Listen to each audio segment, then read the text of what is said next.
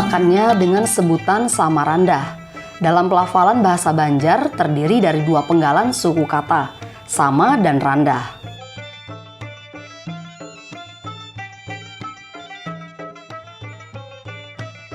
Menurut penuturan wartawan 5 Zaman Umar Dahlan, penamaan Samarandah karena pada tahun 1900 tepian Mahakam memiliki tinggi daratan yang sama dengan tinggi sungai ketika air pasang.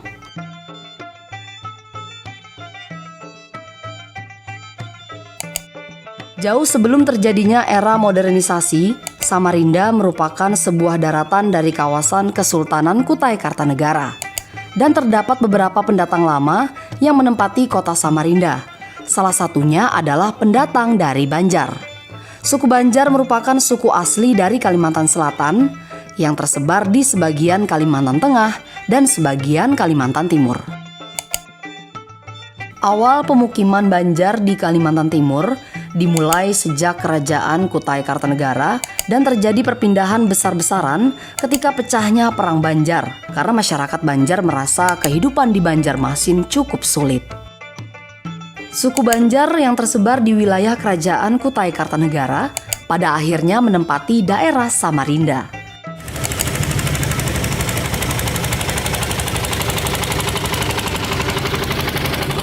Bahasa Banjar digunakan sebagai bahasa untuk melakukan transaksi perdagangan. Bahasa Banjar juga digunakan sebagai bahasa pengajaran agama Islam di Samarinda, di mana kitabnya menggunakan bahasa Melayu Arab dan diterjemahkan ke dalam bahasa Banjar.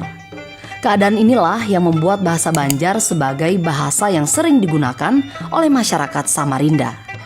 Memang Ikam tuh siapa?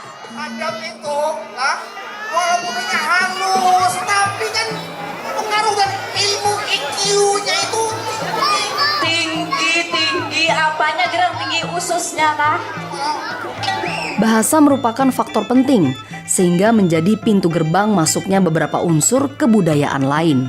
Salah satunya adalah berkembangnya kesenian teater tradisional Sandima. Sekarang silahkan saudaraku pengharapan kedua untuk memperkenalkan diri. Baiklah saudaraku pengharapan pertama.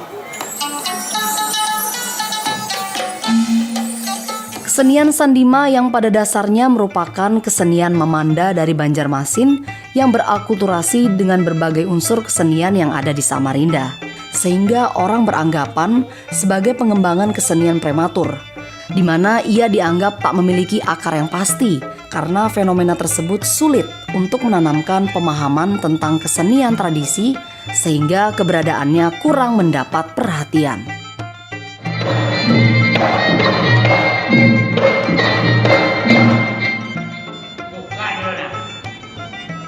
Assalamualaikum warahmatullahi wabarakatuh.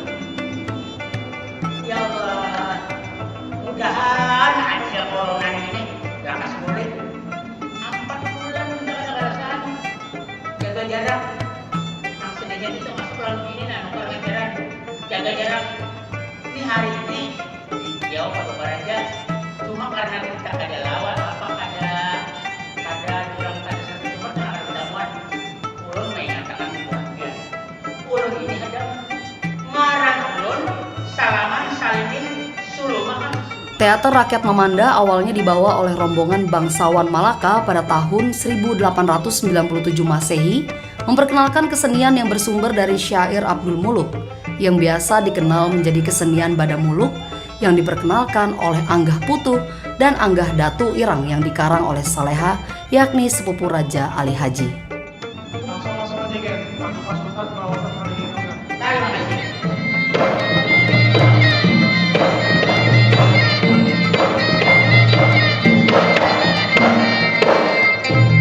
Daulat Paduka Raja Sekeluargaan tahun akhir wajib datang.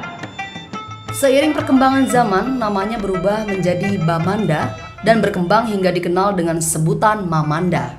Teater Mamanda merupakan bentuk dari kesenian teater rakyat yang dibawa oleh perantau Banjar ke Samarinda, yang melatar belakangi terbentuknya Sandiwara Mamanda atau yang biasa dikenal dengan nama Sandima Samarinda.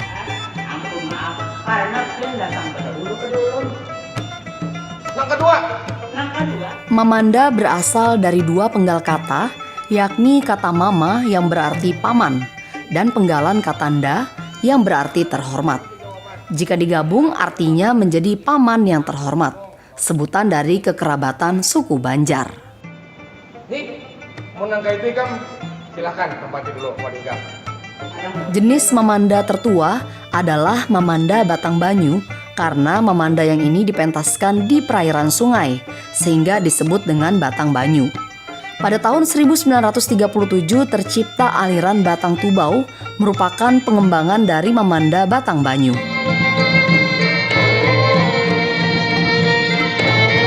Mamanda aliran Batang Tubau ini yang memiliki kemiripan oleh Sandima dalam segi penceritaan. Karena keduanya sama-sama mengangkat isu yang beredar luas di masyarakat. Jalan-jalan ke Jembayan, tidak lupa membeli rambutan. Lawas sudah kita kada bertamuan, pian-pian di rumah pasti karindangan. Nah, dalam hal cerita, kita tahu bahwa Sandima ini adalah ceritanya adalah istana sentris, ya. Artinya ceritanya adalah seputar kerajaan. Tapi kadang-kadang bisa juga di luar kerajaan. Tapi kebanyakan di dalam istana. Tentu di sana ada tokoh-tokoh, ya, tokoh-tokoh daripada penggawa kerajaan. Terdapat beberapa karakter tokoh utama dalam pementasan Sandima. Kedudukan pertama adalah Paduka Raja, berfungsi sebagai pemberi kebijakan dalam sebuah masalah yang muncul di setiap cerita. Para rakyat-rakyat yang ada di sini ataupun di sana, jangan sampai kalian terpengaruh. Kembangkanlah budaya kita yang sudah mulai luntur dan bahkan ditinggalkan oleh generasi muda. Selanjutnya ada anggota keluarga kerajaan, yakni permaisuri dan putri. Putri juga didampingi oleh seorang dayang yang biasa disebut dengan emban. Ada juga wazir, merupakan seorang penasehat raja, membantu raja dalam menyelesaikan sebuah masalah. Kemudian ada panglima perang yang bertugas untuk memeriksa kinerja dari pegawai kerajaan. Karena itu melihat Pinang kayak berasa busuk. Ada tahu masa-masa kayak ini masa-masa yang sulit. Kadam merupakan ajudan raja yang memiliki sifat humoris, serta pengharapan 1 dan 2 merupakan pengawal kerajaan. Dan yang terakhir, ada rakyat yang mengadu segala permasalahan yang terjadi di luar istana. Masalahnya yang pada hakikat itu ikan bukan bosan-bosan kan? Haur ikan tahu sini. Sebenarnya kalau kita bicara masalah Sandima adalah sebuah seni tradisional yang memang mengalami alkulturasi dari beberapa kesenian seperti kesenian Banjar, Mamanda, kemudian sampai di kota Samarinda itu ada beberapa daerah yang memang asal muasal daripada Sandima ini. Nah, yaitu daerah Pinang Seribu, kemudian daerah daripada Sungai Pinang dan juga Sungai Meriam. Nah, beberapa daerah ini adalah merupakan cikal bakal daripada perkembangan seni Sandima yang ada di kota Samarinda. Kalau kita lihat dari kostum misalnya, kostumnya beda, ya. Kostum Sandima ini beda dengan yang ada di Banjarmasin. Nah, beda juga yang ada di Mamanda, yang ada di Kutai. Nah, karena Sandima ini mengawinkan dua unsur tradisi, yaitu tradisi yang pertama adalah tradisi Banjar dan daerah dan Kutai menjadi satu, melebur jadi satu di Sandima ini.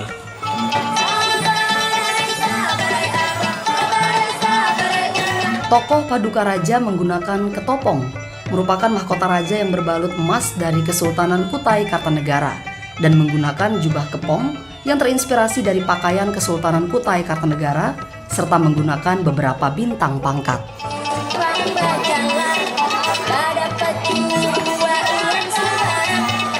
Sedangkan penutup kepala Panglima Perang terinspirasi dari mahkota Storong dari Pangeran Menteri Kesultanan Kutai Kartanegara, memiliki ciri khas bulu di atasnya. Yang memang jelas mana-mana, gila dikubur, dikeroyoki. Kadam menggunakan tenun ulap doyo, yakni seni menenun kain dari suku Dayak Benua di Tanjung Isui. Pengharapan identik menggunakan pakaian dari penggawa kerajaan Banjarmasin. Dilihat dari ikat kepala laung, merupakan ikat kepala yang digunakan kaum lelaki pada busana tradisional suku Banjar. Dan rakyat yang selalu menggunakan rompi kulit kayu juga merupakan pakaian khas suku Dayak. Ikan tertampur, jadi pakai ini lah, tutup baru Aku king pakai nah. Sanima itu sudah ada sejak tahun 60-an, ya, 50-an itu sudah ada. Sanima itu tokoh pertamanya Pak Haji Sahransah. Nah, kemudian ada yang namanya Polisi Bahtiar. Itu tokoh-tokoh yang tahun 50-an, ya, tahun 60-an, 70-an. Kemudian ada yang namanya tahun sebelum kita ada, itu ada namanya Satar Miskan. Nah, jadi dengan kelompok Kekaman Habangnya, ada kelompok Batu Benawa, dan sebagainya. Nah, sampai di format ini tetap menggarap Sanima. Jadi Sanima ini merupakan tradisi yang kita lanjutkan. Ya, jadi dari pendahulu-pendahulu kita, senior-senior kita yang sekarang sudah sebagian besar meninggal dunia, itu sudah ada Sanima. Nah, itu sudah ada Sanima. Nah, kami ini hanya salah satu bentuk daripada gerakan pelestarian seni budaya yang dimiliki oleh Kota Samarinda, satu-satunya dimiliki oleh Kota Samarinda. Yang ikut menggarap di kesenian tradisional Sanima ini justru suku-suku ya Nusantara. Ya, ada Banjar, itu sudah jelas, Kutai, Bugis, Jawa, ya. Di sini ada semuanya. Ada bahkan Dayak juga ada. Nah, tentunya kita tahu bahwa Samarinda ini memang penduduknya sangat variatif, ya. Orang misalnya orang Bugis justru lebih kental bahasa Banjarnya karena sudah turun-menurun ada di Samarinda. Jadi dia lebih Nusantara gitu. Tapi inilah ciri khas kita yang ada di Samarinda.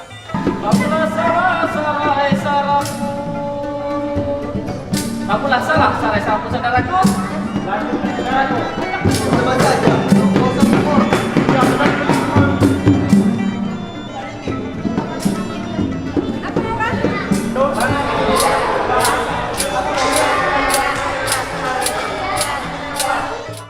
Format singkatan dari Forum Aktualisasi Seni Tradisional Kalimantan Timur, yakni sebuah komunitas kesenian Samarinda yang berupaya untuk melestarikan kesenian Sandima, berusaha menembus media untuk mengenalkan kesenian Sandima.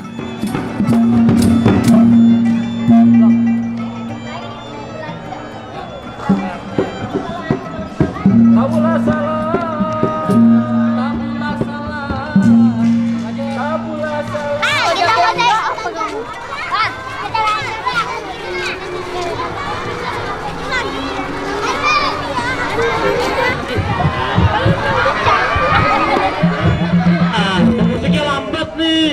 Di depan anak-anak jangan kayak orang kerjaan, kayak orang dia. Iya, betul. Kan aku mencontohkan. Yang baik-baik lah dicontohkan. Kelanjutan kok mereka abuannya nunggu anu perkenal nama pian siapa? Nih. Namanya si Gondrong dari Gua Hatu. Sandima dan Memanda itu beda pakemnya. Nah, di Sandima itu pakemnya sudah lari ke semi tradisional, semi modern. Jadi pakem-pakemnya tetap seperti berfantun tetap ada. Nah, ladun itu kadang ada, kadang tidak. Terus bahasa daerah yang dipakai itu kita seenak mungkin. Jadi ada beberapa bahasa daerah, bahasa Kutai kadang kita pakai, kadang bahasa Banjar, tapi yang lebih dominan itu adalah bahasa Banjar. Kalau makan durian malam-malam di tengah jalan ditabrak utuh, nah, Ditabrak oto. ini mutung siapa? Sandima itu secara langsung dan tidak langsung itu juga bisa menjadi curhatan masyarakat yang terjadi saat ini. Karena cerita yang ditampilkan itu adalah isu-isu yang sedang berkembang dalam masyarakat. Apa sih keluh kesah masyarakat, keluh kesah rakyat ini, itu yang coba diangkat oleh beberapa tokoh-tokoh yang ada di Sandima ini. Namanya kita membaur dengan masyarakat, apa salahnya penggawa kerajaan harus di bawah? Bujur tuh, kita kadang ada di atas, kadang ada di bawah. Nah, yang enggak tuh di tengah-tengah. Kesenian Sandima membawa pesan-pesan demokratis ke dalam cerita-cerita yang dimainkan, seperti problematika sosial masyarakat dan diaplikasikan ke dalam cerita, maupun sindiran-sindiran yang ditujukan untuk pihak-pihak tertentu. Pian tidak tahu, wadah ulun yang di sana hendak dibongkar. Terus ulun hendak mengadu sama Batika Sultan. Kenapa padahal ulun itu sudah membayar semua yang disanakan? Selain itu, terdapat unsur komedi di dalam kesenian Sandima. Unsur humor yang sering dijadikan materi komedi adalah raut wajah, pakaian, suara, ataupun predikat fisik. Yang paling menonjol adalah komedi situasi yang diciptakan spontan menyesuaikan keadaan dengan tujuan membangun ikatan antara pemain dengan penonton.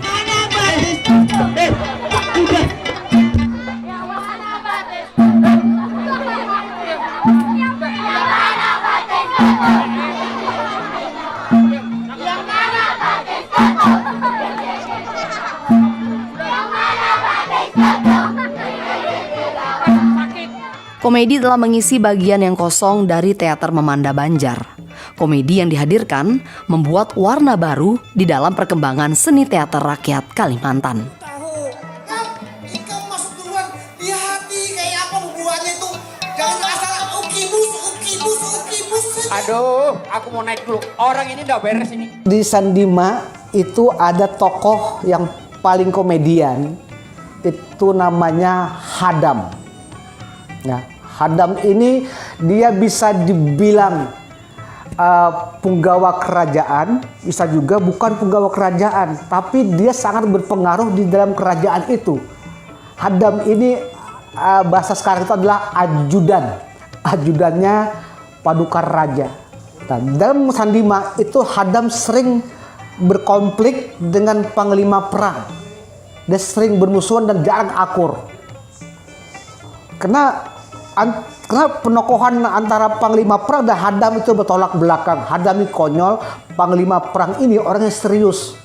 Nah, keseriusan panglima perang inilah yang dimanfaatkan oleh Hadam untuk dijadikannya sebuah komedi.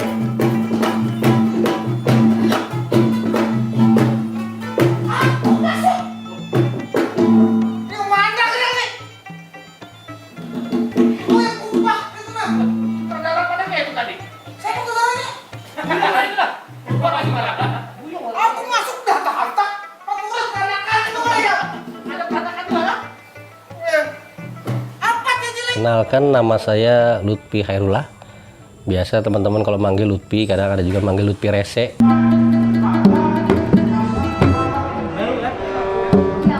Dari dulu kan saya memang senang bermusik, senang berkesenian. Jadi apa yang berbau kesenian itu saya suka. Itu kebetulan juga saya bergabung di format Sandima. Saya lihat di situ masih ada unsur-unsur teaternya, musiknya ya. Saya suka coba-coba terjun, mencoba, dan lama-lama saya gelutin kok asik gitu.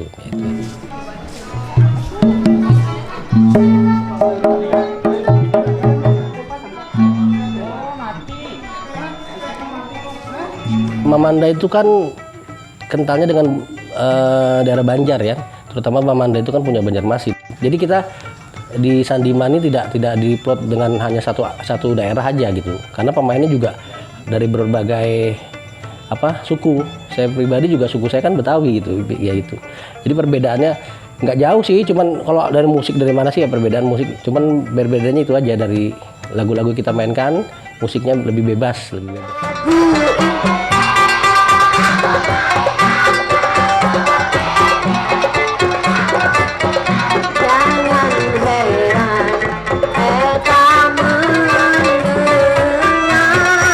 Musik Sandima menggunakan alat musik tingkilan khas Kutai. Suara petikan gambus lebih mendominasi dibanding dengan alat musik lainnya. Selain itu terdapat babun yang merupakan alat musik pukul khas Banjarmasin.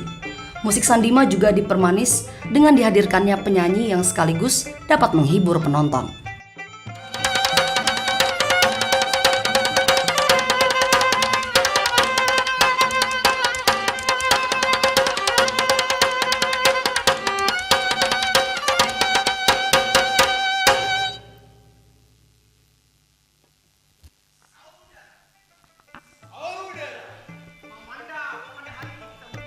Sedangkan musik yang dimainkan di dalam kesenian memanda Banjarmasin lebih kental dengan musik berirama Melayu yang dihasilkan oleh alat musik serunai, biola, dan rebana.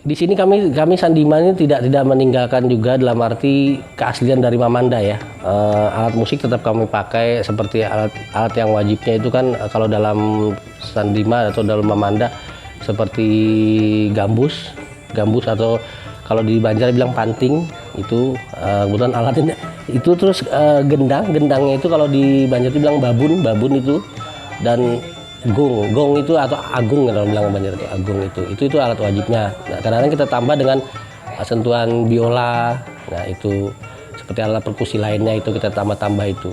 Jadi yang jelas yang wajibnya itu gambus, gong, dan babun atau gendang itu.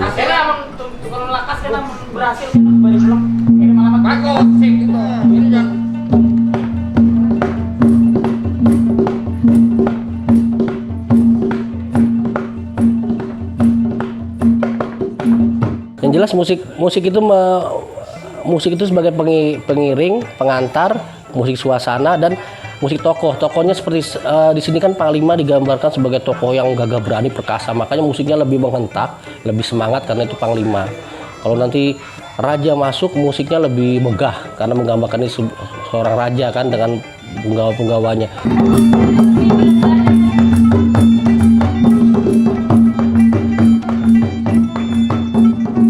Kalau musik putri lebih lembut, nah atau kadang-kadang tentang suasana putri, biasanya sering diiringi lagu nasib kalau putri sedang dalam rasa kesedihan gitu kan itu. Kalau musik pengharapan atau pengawal itu istilahnya dulu tuh ada ya pengharapan betul. Itu musiknya lebih tidak terlalu menghentak seperti Panglima. Itu aja musiknya kita menyesuaikan dari tokoh aja sih.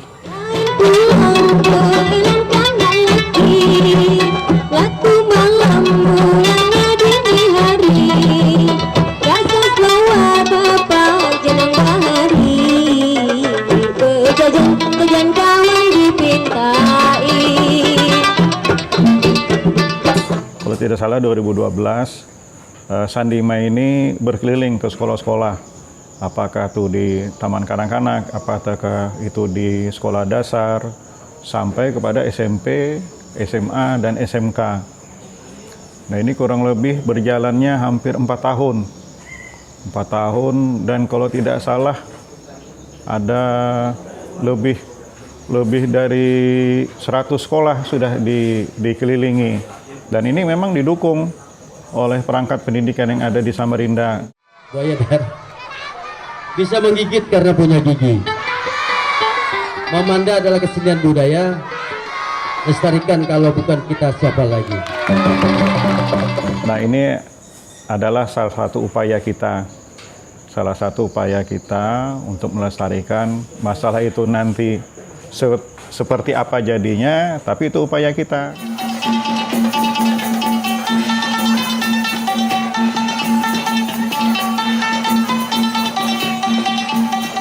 Kalau kita bercerita dari awal, dari pementasan keliling kemarin, sekolah-sekolah, sampai tampilan di TPRI, terus tampilan-tampilan di outdoor, dalam rangka peringatan kota maupun provinsi, masyarakat saya pikir menerima, tidak ada keluhan selama ini. Terserah pian, bareng aja. Yang terus maksudnya kan apa? Sandima termasuk bagian Samarinda, pikir. Dan Sandima ini adalah salah satu alat komunikasi, salah satu alat informasi seperti kejadian banjir, ya kan, seperti kejadian pandemi Covid ini. Nah, lewat situlah kita mensosialisasikan informasi-informasi maupun perpanjangan tangan pemerintah, informasi kepada masyarakat.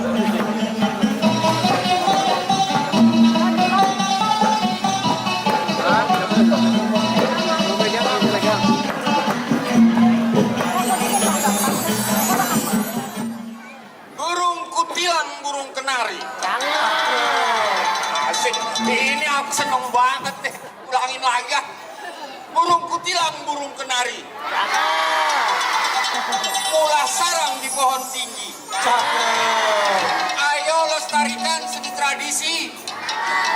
Kalau bukan kita-kita, siapa lagi?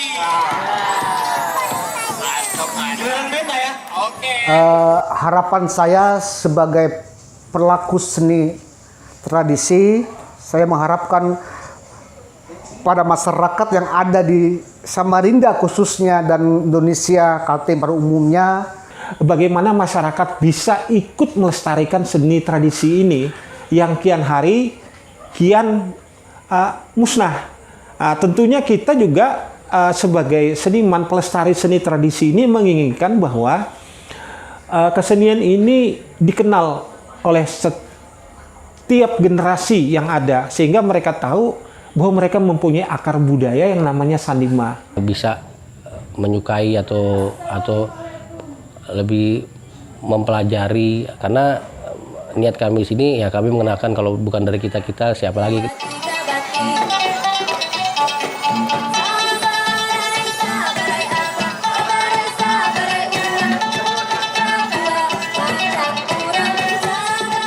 Karena Sandima ini tumbuh dan berkembang di kota Samarinda, maka secara tidak langsung budaya-budaya yang ada di kota Samarinda pun menjadi satu dalam Sandima. Ada berbagai macam budaya masuk di situ. Ada budaya Melayu, budaya pedalaman, budaya keraton, bahkan budaya dari luar Samarinda pun juga bisa masuk di situ.